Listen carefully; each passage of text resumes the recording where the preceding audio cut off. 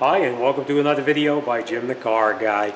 Today we have a fairly easy job. We have a 2015, it's a Dodge Durango with a 3.6 liter engine. We're going to be changing the oil and the filter. Now, the oil and filter on this car is really not that bad to do. It's fairly simple, but this has what they call a canister filter. It's a filter such as this. You have to remove a cap underneath the hood to gain access to this filter so you can remove it and replace it with a new one. It's fairly easy. The only thing is you will need a special tool to take this cap off, which I will show you up front here. And when you take that cap off, you're going to replace the O-ring with a new one. Never use the old O-ring over again. All right, so after we do the oil change, we put the filter back in, we put it all back together, we're going to go into the vehicle and we're going to reset the maintenance required light. You know what, we're going to do the maintenance required light first before we do the oil change. So let's get in there and I'm going to show you how to reset the maintenance light first, and then we're going to get back under the hood and we'll continue there. So come on inside. The way you reset this one here is you basically turn the key to the on position. Don't start it, just to the on position, and you have to step on the accelerator 3 times within 10 seconds to reset the oil change, remind the light to 100%. So let's do that first before we do anything. Come on, take a walk. Okay, now we're in the vehicle, as you can see. Now we're not going to do what it's telling you to do here. It tells you to step on the brake and push the start button. We're not going to do that. We're just going to push the start button. Once the lights come on the dashboard and it wakes up, that's when we step on the accelerator 3 times within 10 seconds to reset it. But let me just show you one thing real quick. I want to start this up and show you. See how it says it needs to be changed and it's down to 9%? That's what we're going to do. Okay, so let's shut it off. Now we're not going to step on the brake pedal. We're just going to wake everything up on the dashboard till it all comes to life. And then 3 times within 10 seconds, and it should reset. All right, so now let's turn it off. Now we're going to step on the brake and we're going to start it. And we'll see if it's reset. Reset to 100%. All right, this one is fairly easy. It's really a simple job to do. The main thing is you just make sure your engine is not running. All right, let's go under the hood and I'll show you where everything is. Okay, now this is underneath the hood, obviously, but that's where our oil filter is located. Right up underneath here, you take this off like that, and you can see that is where your filter is located, right down inside there. So we just put a socket on this and we unscrew it and take it out and we put the new one back in. So all right, let's grab some tools and let's continue. Okay, so this is an example of what kind of tools you're going to need to do this. You're going to need a ratchet with a fairly long extension, a set of sockets, a short extension. We're going to need something like this kit to actually take off the cap that holds the oil filter in place. And of course we're going to need a light so we can actually see what we're doing underneath there. I like this light. It's made by OTC. It's called the OTC Spectrum. Extremely bright. So we will be using that so we can see underneath the bottom here. And of course a suitable container to drain your oil into. So all right, let's go underneath there. I'll show you where it's located. Okay, that's where our oil drain plug is located underneath the vehicle. It's usually in the oil pan itself. What I will tell you is this, much as you may be tempted to use a wrench like this on it to open it up, you never want to use the open end part of a wrench on an oil drain pan at all. You'll strip it out, maybe not today or tomorrow, but the next time you do your oil change you may wind up with a problem because you're going to round off these nuts. If you're going to use a wrench, make sure you use the box end of it like this, and then you can take it off. I never do that. I always use a ratchet to break it loose. We just put it on here like this, put it down.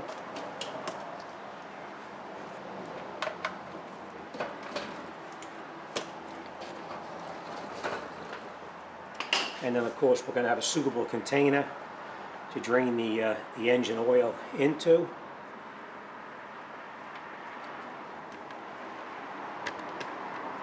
It's a little bit messy, that's why I backed you up. Sometimes you get a little bit of a splash.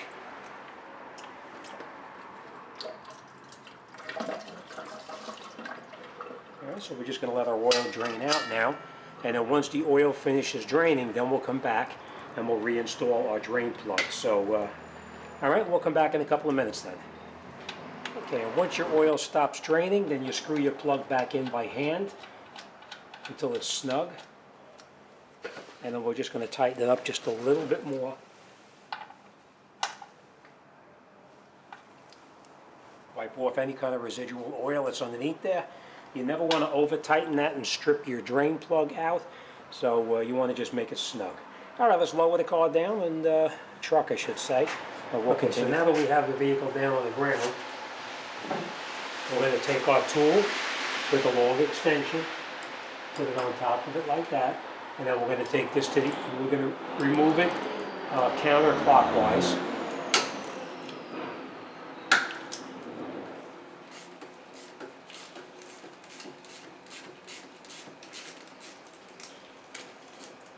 Alright, we'll just take this out.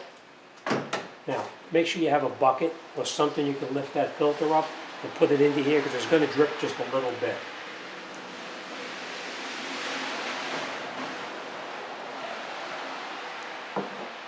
Okay? I'm just going to wipe off the oil down inside here. No need to. Nothing leaked out there. Okay. Now, remember what I said. We're going to change this O-ring here. So we just open the bag up, take our O-ring out. And we have our new filter. So now we're just going to take this, pull the filter out. You just grab it and give it a pull. Just like that. And you take this gasket off here with a screwdriver, scribe, whatever you have. Just like that. And then we take our new O-ring, hold it on like this, and put it back on. Make sure it goes back into the groove that you previously took it out of. That's very important. Alright, so it's back on. Our filter goes on and you listen to it snap in. I always clean it off before I put it back in. It makes it a little bit easier. Now we're going to put a little bit of clean oil around on this gasket right here. So let me do that.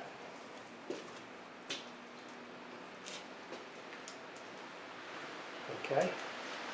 And now we screw this in by hand first. Make sure it screws in by hand as far down as you can do it. I'm just going to get this out of here. And now we'll put our ratchet on it. Now remember, you're tightening up a plastic cover here, so do not over tighten it and break it.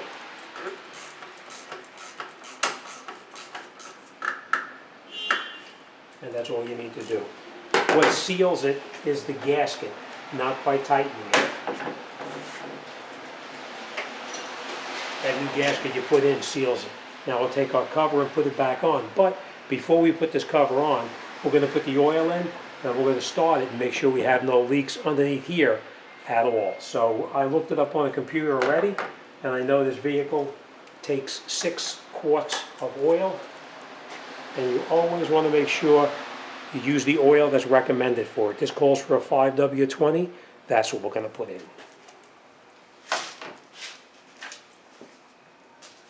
Always make sure you use a funnel, because you may think you're not going to make a mess, but you will. Alright? Okay. 5W20. So make sure it's a 5W20. Nothing else will do.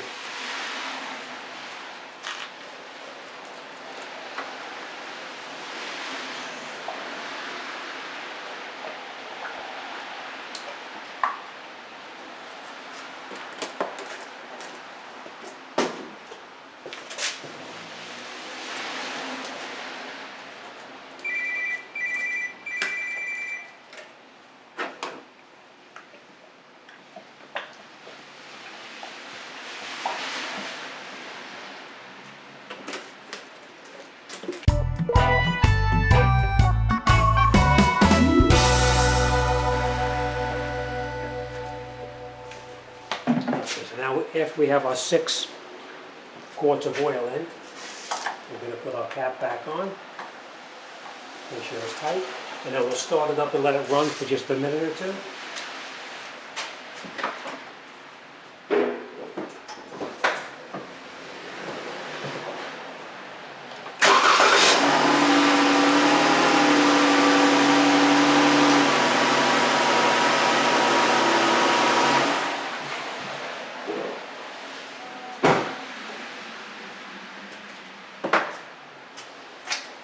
Okay, now that we've run it for a couple of minutes, or a couple of seconds I should say, you always want to check down.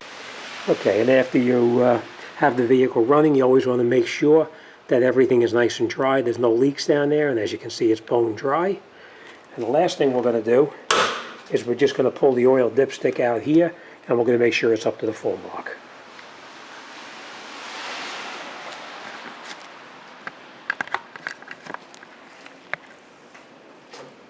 Reinstall our cover.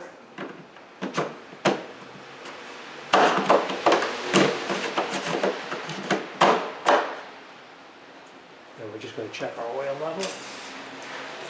Wipe it down.